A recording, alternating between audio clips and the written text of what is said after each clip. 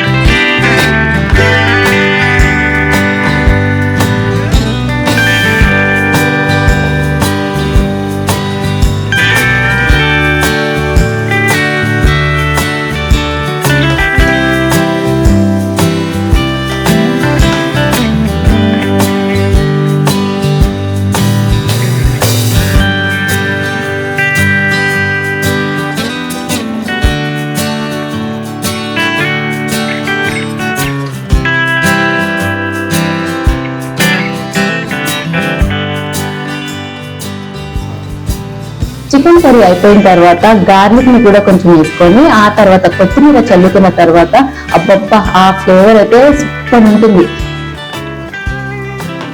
Curry అయితే simple గా ready చేసేసాను. మీరు కూడా ట్రై చేసి చూడండి.